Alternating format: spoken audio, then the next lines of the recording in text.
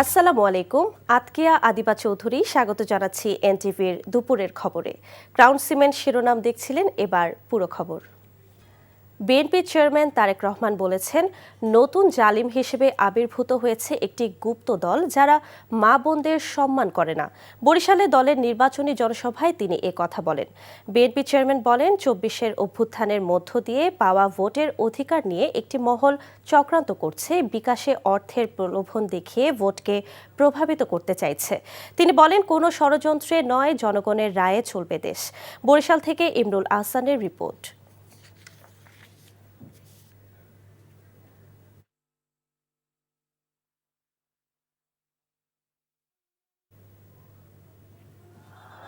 বরিশাল বিভাগের বিএনপি নেতাকর্মী আর সমর্থকদের সব স্রোত যেন মিলেছিল বেলস পার্ক মাঠে। তাদের উপস্থিতিতে সমাবেশী স্থল ছড়িয়ে পড়ে আশপাশের সব রাস্তায়। ২০ বছর পর তারেক রহমানকে কাছ থেকে দেখার সুযোগ পায় নেতাকর্মীদের ছিল বাঁধ ভাঙা উচ্ছ্বাস।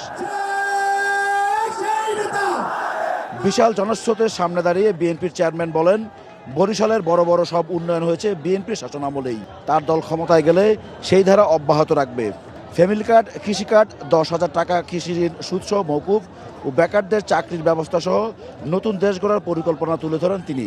একটি দল নারীদের অপমান করে এখন মিথ্যা বলছে মন্তব্য করে তারেক রহমান বলেন, সেই দলের হাত থেকে দেশের অগ্রগতি আশা করা যায় না। একটি রাজনৈতিক দল যাদের একটি অন্য পরিচয় আছে, জনগণ যাদেরকে একটি ভিন্ন পরিচয় চিনে, জনগণ তাদেরকে কি পরিচয় চিনে? গুপ্ত পরিচয় চিনে, গুপ্ত পরিচয়। বর্তমানে বাংলাদেশে এক নতুন জালেমের আবির্ভাব হয়েছে।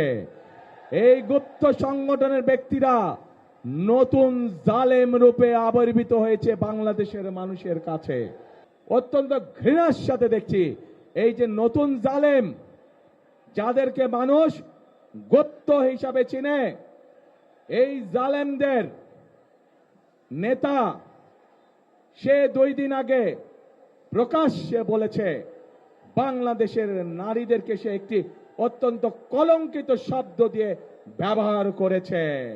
২৪-এর গণ অভ্যুত্থানের মধ্য দিয়ে পাওয়া ভোটের অধিকার নিয়ে একটি মহল চক্রান্ত করছে মন্তব্য করে তারেক রহমান বলেন, বিকাশে প্রলোভন দেখিয়ে ভোটকে প্রভাবিত করছে তারা।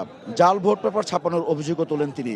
ওই যে যারা নতুন জালেম হিসেবে আবির্ভূত হয়েছে, ওই যে যাদেরকে বাংলাদেশের মানুষ গুপ্ত হিসাবে চিনে, আমরা দেখেছি কিভাবে তাদের লোকজন বিভিন্ন জায়গায় ভুয়া সিল ছাপাচ্ছে। কিভাবে আমরা বিভিন্নভাবে শুনতে পাচ্ছি যে তাদের পরিচিত যেগুলা প্রেস আছে সেখানে বলে তারা ব্যালট পেপার ছাপাচ্ছে, যেটি তারা পকেটে করে নিয়ে যাবে। তারেক রহমান বলেন, একটি দল যারা গুপ্ত রাজনীতি করেছে সেই দল ক্ষমতায় গেলে জনগণকে নাকে দড়ি দিয়ে ঘুরাবে। তাদের আরেক নেতা, যার বাড়ি কিনা কুমিল্লা জেলায়, সেই নেতা কিছুদিন আগে তাদের এক দলীয় সমাবেশে বলেছে তাদের কর্মীদেরকে যে ১২ তারিখ পর্যন্ত আপনারা জনগণের পা ধরবেন, তারপরে বাকি পরবর্তী 5 বছর জনগণ আপনাদের পা ধরবে। এই কথা থেকে প্রমাণিত হয় কি তাদের মেন্টালিটি, কোন পর্যায়ের মানুষ হলে তারা জনগণকে নিয়ে এরকম তুচ্ছ তাচ্ছিল্য কথা তারা বলতে পারে। ধানের শীষে ভোট চেয়ে বিএনপির উপর ভরসা রাখার কথা বললেন তারেক রহমান। সমর্থন চাইলেন দক্ষিণাঞ্চলের মানুষের। পাশাপাশি ভোট নিয়ে যে কোনো চক্রান্তের ব্যাপারে সজাগ থাকার আহ্বান জানালেন তিনি। Imrul Ahsan, NTV news, Barishal. কিছুক্ষণ আগে বরিশালের জনসভা শেষ করেছেন তারেক রহমান। সেখানে আছেন আমাদের সহকর্মী ইমরুল আহসান। সরাসরি চলে যাচ্ছি তার কাছে। ইমরুল, তারেক রহমান বরিশালে সর্বশেষ কি কথা বলেছেন এবং বরিশালের সেই বক্তব্যে তিনি আর কি বলতে পারেন, তার পরবর্তী কর্মসূচি কি আছে আমাদেরকে জানান।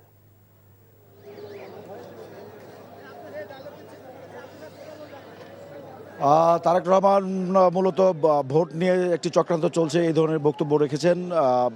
জামায়াত ইসলামের দিকে ইঙ্গিত করে বলেছেন যে তারা গুপ্ত রাজনীতি করেছে, আওয়ামী লীগের সাথে গত 16 বছর তারা মিশেছিল। তারাই নতুন করে চক্রান্ত করছে যে ভোটের অধিকারটি ফিরে এসেছে এই 24-এর ছাত্র জনতা গণ অভ্যুত্থানের মধ্য দিয়ে, সেই অধিকারটি আবার কেড়ে নেওয়ার চক্রান্ত করছে একটি মহল। সেটি আসলে উনি জামায়াত ইসলামের দিকে ইঙ্গিত করে বলেছেন এবং সেই ব্যাপারে জনগণকে সজাগ থাকার আহ্বান জানিয়েছেন, নেতাকর্মীদের সজাগ থাকার আহ্বান জানিয়েছেন।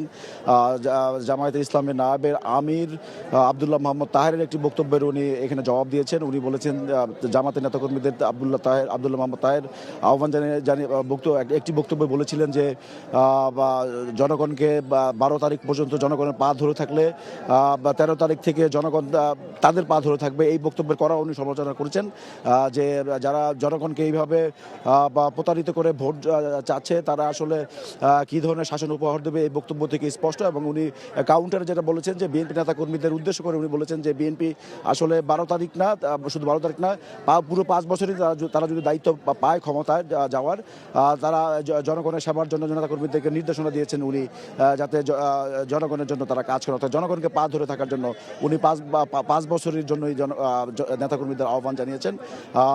কিছুক্ষণের মধ্যে এখনও উনি বরিশালে অবস্থান করছেন। ওনার পরবর্তী কর্মসূচি ফরিদপুরের রাজেন্দ্র কলেজ মাঠে। ফরিদপুর একটি সাংগঠনিক বিভাগ, যদিও প্রশাসনিক বিভাগ নয়, সেই সাংগঠনিক বিভাগের সেখানে 5টি জেলা রয়েছে। সেই 5টি জেলা নিয়ে ফরিদপুর সাংগঠনিক বিভাগ, সেই সাংগঠনিক বিভাগের সমাবেশটি হবে ফরিদপুর রাজেন্দ্র কলেজ মাঠে। উনি কিছুক্ষণের মধ্যেই এখান থেকে রওনা হবেন হেলিকপ্টার যোগে। ধারণা করা হচ্ছে যে বেলা 3টা নাগাদ উনি সেখানে পৌঁছাবেন। বরিশাল থেকে জানছিলাম তারেক রহমানের কর্মসূচির সর্বশেষ খবর। 11 দলীয় জোট ক্ষমতায় গেলে নারীদের সর্বোচ্চ নিরাপত্তা ও মর্যাদা নিশ্চিত করা হবে বলে জানিয়েছেন জামায়াতে ইসলামের আমির ডাক্তার শফিকুর রহমান। তার এক্স অ্যাকাউন্ট হ্যাক নিয়ে একটি দলের সব পর্যায়ের নেতারা মিথ্যাচার করছে বলেও অভিযোগ করেন তিনি। কুড়িগ্রামে নির্বাচনী জনসভায় এসব কথা বলেন জামায়াতের আমির। আরও জানাচ্ছেন আরাফাত ইসলাম। জামায়াতের আমিরের সফরকে কেন্দ্র করে সকাল থেকেই কানায় কানায় পরিপূর্ণ হয়ে ওঠে কুড়িগ্রামের সরকারি কলেজ মাঠ। জেলার বিভিন্ন প্রান্ত থেকে আগত নেতাকর্মীরা দলীয় পতাকা ও ব্যানার ফেস্টুন হাতে সমবেত হন জনসভাস্থলে।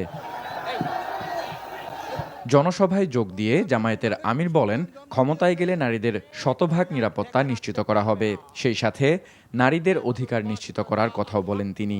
এই বাংলাদেশে আর কোনো জমিদার মেনে নেব না। এই বাংলাদেশ হবে ইনশাআল্লাহ জনগণের বাংলাদেশ। আমরা মাদেরকে কথা দিচ্ছি, আমাদের সব কিছুর বিনিময়ে ইনশাআল্লাহ আপনাদের আবাসস্থলে, রাস্তাঘাটে, চলাচলে, কর্মস্থলে সব জায়গায় আমরা ইনশাআল্লাহ আপনাদের শতভাগ নিরাপত্তা এবং মর্যাদা আমরা নিশ্চিত করব। এটি আমাদের 1 নম্বর অগ্রাধিকার। এই দেশে আমার মায়েদের কোনো নিরাপত্তা নাই। এই দেশ আমার হতে পারে না। আমার ওই দেশ, যে দেশে আমার মায়ের নিরাপত্তা থাকবে, আমার বোনের নিরাপত্তা থাকবে, আমার মেয়ের নিরাপত্তা থাকবে, তার গৃহে চলাচলে এবং কর্মস্থলের তার অধিকার সুপ্রতিষ্ঠিত হবে। নিজের এক্স অ্যাকাউন্টের পোস্ট নিয়ে ডাক্তার শফিকুর রহমান বলেন, একটি দলের সব পর্যায়ের নেতারা তার পোস্ট নিয়ে মিথ্যাচার করছে। দুষ্ট লোকদের দুষ্টামির প্রতিবাদ করি, আমার পিছনে এখন লেগে গেছে। আপনারা দেখছেন না, 4 দিন আগে আমার এক্স আইডি হ্যাক করে যা তা এখান থেকে চালাই দিছে। আর এমনি একটা দল ঝাঁপাইয়া পড়ছে, তাইরে নাইরে নাইরে বলে গান শুরু করে দিছে। লজ্জা! ওদের চুনুপুটি তো গাইল বটে, ওদের বড় বড় মাথাগুলো একই গান গাওয়া শুরু করে দিল। কাণ্ডজ্ঞান কোথায়? আলহামদুলিল্লাহ আমাদের সাইবার টিম ওদেরকে শক্তভাবে কবজা করে ধরে ফেলেছে। আপনারা দেখেছেন ইতিমধ্যে মেইন কালপ্রিট, যে তাকে গতকাল পুলিশ গ্রেফতার করেছে। সত্য মেঘের আড়ালে ঢাকা থাকে না। জামায়াতে ইসলামী ক্ষমতায় গেলে উত্তরবঙ্গকে কৃষি শিল্পের রাজধানীতে পরিণত করা হবে বলেও জানান জামায়াতের আমির। আরাফাত ইসলাম, এনটিভি নিউজ ডেস্ক। ত্রয়োদশ জাতীয় নির্বাচনকে শান্তিপূর্ণ করতে রাজধানী জুড়ে যৌথ বাহিনীর টহল জোরদার করা হয়েছে। জননিরাপত্তায় পেট্রোলিং কার্যক্রম বিষয়ে সেনাবাহিনীর এক ব্রিফিংয়ে এ তথ্য জানানো হয়। মিরপুর বাংলা স্কুল অ্যান্ড কলেজে আয়োজিত সংবাদ সম্মেলনে বলা হয়, নির্বাচনে যে কোনো বিশৃঙ্খলা এড়াতে পুরোপুরি সতর্ক অবস্থানে মাঠে থাকবে সেনাবাহিনী। চিহ্নিত সন্ত্রাসী ও চাঁদাবাজদের গ্রেফতারে কাজ করছে যৌথ বাহিনী। এছাড়া ভোটাররা যাতে নির্বিঘ্নে ভোট কেন্দ্রে যেতে পারে সেজন্য ভোটারদেরকেও উৎসাহিত করা হচ্ছে। এ সময় বিভিন্ন গুরুত্বপূর্ণ স্থান, ভোট কেন্দ্র পর্যবেক্ষণ, ঝুঁকিপূর্ণ কেন্দ্রের আশেপাশের এলাকার নিরাপত্তা নিশ্চিতে নানা পরিকল্পনার কথাও তুলে ধরে সেনাবাহিনী। এই নির্বাচনটাকে একটি অবাধ, সুষ্ঠু, নিরপেক্ষ নির্বাচনে রূপ দেওয়ার জন্য সকল আইনশৃঙ্খলা বাহিনী তাদের কাজ করে যাচ্ছে এবং আমরা দিনরাত নিরলস পরিশ্রম করে যাচ্ছি সাধারণ মানুষের ভিতরে যে তার নাগরিক অধিকার, ভোটাধিকার, এটা যাতে তারা প্রয়োগ করতে পারে তার সম্পূর্ণ ব্যবস্থা করার জন্য। এবারে অন্য প্রসঙ্গ। নিউমোরিং কন্টেইনার টার্মিনাল এনসিটি পরিচালনায় বিদেশি কোম্পানির সাথে চুক্তির প্রতিবাদে অনির্দিষ্টকালের কর্মবিরতি পালন করছে চট্টগ্রাম বন্দরের শ্রমিক কর্মচারীরা। কর্মবিরতিতে স্থবির হয়ে পড়েছে বন্দরের কার্যক্রম। ইতোমধ্যেই সৃষ্টি হয়েছে কন্টেইনার জট। চট্টগ্রাম থেকে শামসুল হক হায়দরের রিপোর্ট, ক্যামেরায় ছিলেন এনামুল হক। দেশের আমদানি রপ্তানি বাণিজ্যের ৯২% পণ্য পরিবহন করা হয় চট্টগ্রাম বন্দরের মাধ্যমে। লাভ কিংবা লোকসান সব ক্ষেত্রেই এই বন্দর সবচেয়ে গুরুত্বপূর্ণ ভূমিকা পালন করে। তবে গেল কয়েকদিন ধরে শ্রমিক কর্মচারীদের কর্মবিরতিতে প্রায় স্থবির বন্দরের অপারেশনাল কার্যক্রম। আন্দোলনকারীদের দাবি, এনসিটি লাভজনক টার্মিনাল হওয়ার পরও বিদেশি কোম্পানিকে পরিচালনার দায়িত্ব দেয়া দেশের সার্বভৌমত্বের জন্য বড় হুমকি। পাশাপাশি শ্রমিক কর্মচারীর চাকুরি হারানোর আশঙ্কা রয়েছে। তাই এই সিদ্ধান্ত থেকে কর্তৃপক্ষকে সরে আসার আহ্বান তাদের। এই কর্মসূচি যদি আরও দীর্ঘায়িত হয় তাহলে রপ্তানি পণ্যের স্টক কিন্তু 10 থেকে 15,000 টিউজে চলে যাবে এবং এই বিশাল স্টকটাকে আমাদের রিলিজ করতে আমাদের 10 থেকে 15 দিন বা 3 সপ্তাহ লেগে যেতে পারে। চট্টগ্রাম বন্দরকে আরও গতিশীল ও আধুনিকায়নের স্বার্থে এনসিটি পরিচালনায় বিদেশি কোম্পানির সাথে চুক্তি স্বাক্ষরের প্রক্রিয়া চলছে। তবে বিষয়টি এখনও চূড়ান্ত হয়নি বলছে বন্দর কর্তৃপক্ষ। এখনো পর্যন্ত চুক্তি হয়েছে এরকম কোনো খবর কিন্তু আমরা জানি না। সবাই যে এই ধরনের একটা এজিটেশন কিংবা এই ধরনের একটা মুভমেন্টে যাচ্ছে, এটা বিশেষ করে বন্দরের স্বাভাবিক কার্যক্রম এবং দ্রব্যমূল্য বৃদ্ধি সহ অন্যান্য ক্ষেত্রে প্রচুর প্রভাব ফেলছে। দিনের পর দিন এভাবে বন্দরের কার্যক্রম বন্ধ থাকলে দেশের অর্থনীতি মুখ থুবড়ে পড়বে। পাশাপাশি রমজানে নিত্যপণ্যের দাম লাগাম ছাড়া হবে বলে মনে করছেন ব্যবসায়ীরা। NTV news desk. July August অভ্যুত্থানে সাভারের আশুলিয়ায় 6 জনের মরদেহ পোড়ানো সহ 7 জনকে হত্যা মামলার রায় ঘোষণা করা হবে আগামীকাল। বিচারপতি নজরুল ইসলাম চৌধুরীর নেতৃত্বাধীন 3 সদস্যের আন্তর্জাতিক অপরাধ ট্রাইব্যুনাল 2 এই রায় প্রদান করবেন। রায়ে আসামিদের সর্বোচ্চ শাস্তি মৃত্যুদণ্ড হবে বলে প্রত্যাশা প্রসিকিউশনের। তবে আসামি পক্ষ মনে করছে ন্যায় বিচার পাবে তাদের মক্কেলরা। রিপোর্টে আরও জানাচ্ছেন হাসান জাবেদ। 2024 সালের জুলাই আগস্ট আন্দোলনের শেষ দিন ছিল 5 আগস্ট। আন্দোলনের মুখে দেশ ছাড়তে বাধ্য হন সাবেক প্রধানমন্ত্রী শেখ হাসিনা। সেদিন সাভারের আশুলিয়ায় নারকীয় হত্যাযজ্ঞের শিকার হন 6 জন। পুলিশের গুলিতে নিহত 5 জন এবং গুরুতর আহত একজনকে পুলিশ ভ্যানে তুলে পেট্রোল ঢেলে আগুন দিয়ে পুড়িয়ে দেওয়া হয়।